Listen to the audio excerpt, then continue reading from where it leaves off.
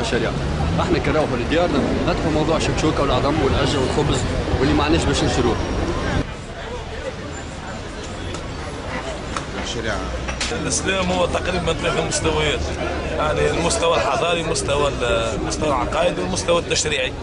المستوى الحضاري الناس كل متفقه الاسلام حضاره عمره 1400 سنه، المستوى العقائدي الاسلام عقيده غالبيه الناس والعرب الكل، المستوى التشريعي فيه الاختلاف في الفرق الاسلاميه، نحن ما عندناش شك في النص القراني ولا في الاحاديث النبويه، اما زاد اللي باش يجتهد من بعد هم يعني فقهاء في الاخر، هم ناس يعني في الاخر باش تلقاه يعني قابل للتنسيق.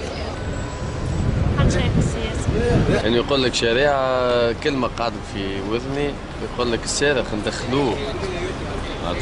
ندخلوه الحبس يشد عامين وبعد يخرج يرجع يسرق، عاد يقصوا له يده، نحن مش خير، اون بليس قال لك يقصوا له يده بطريقة رحيمة. مثلا باش نجيبوا مثال على السرقة، الإنسان يقول لك أنا يسرق قص له يديه، أنا قبل ما نحاسبه على السرقة لازمني نعطيه الخدمة، نعطيه ما يكفيه، نعطيه كذا، نعطيه ومن بعد نحاسبه. انا كمواطن تونسي عندي برويته نسقط على روحي. به ثاني حاجه ما نخدمش ما يعطيني حتى واحد. بالله يا ربي والله تعرف نقول لك برشا عباد ولو يعني كاين كل واحد عنده رب وحده.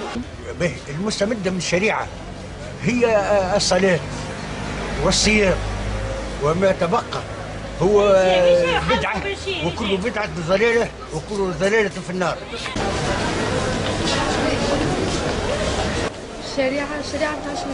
الشريعة هو المنهج الصحيح اللي حشدنا به في الدنيا، هو اللي شرعه ربي مش شرعه العبد. ما نعرفش الناس تحكي على الشريعة وش نديروا نهار كامل نحكيو على الشريعة وهي ثم 20,000 شريعة و20,000 مذهب. ما وقعت بين اثنين كلاهما مر علي، جيت اسمع ربي من فوق وصلت ملوته، تمشي للجامع يعاقبوك، تمشي للبار كيف وين باش نمشي انا؟ الشريعة هي الواحد، هي مكتوب في القرآن، مكتوب في القرآن والسنة. نعم مثلا هذاك احنا دستورنا.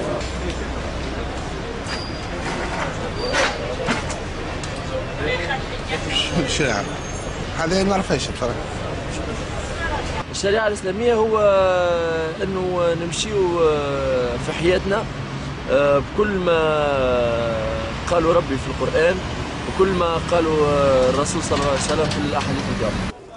ما تعني لي حتى شيء ما تعني لي، لا تعني لي لا شريعة لا حتى شيء ما يعليني، يعليلي إني نخدم على روحي ناكل كاو. لما كان دخل بعضهم الشريعة هي نظام اقتصادي، الشريعة هي نظام اجتماعي، الشريعة هي الحاجة الوحيدة اللي تكفل حقوق الإنسان، حقوق الضعيف، حقوق البسيط، حقوق الشريعة هي قبل ما تكون حدود هي عدل، هي مساواة، هي حرية، هي الدين، والدين في قلب الشعب موصول، فكل دينك يا شعب الهدى يخدم، وقم على العهد إن العهد مسؤول. إن شاء الله ربي يهدينا الناس الكل، سواء شريعة ولا مش شريعة.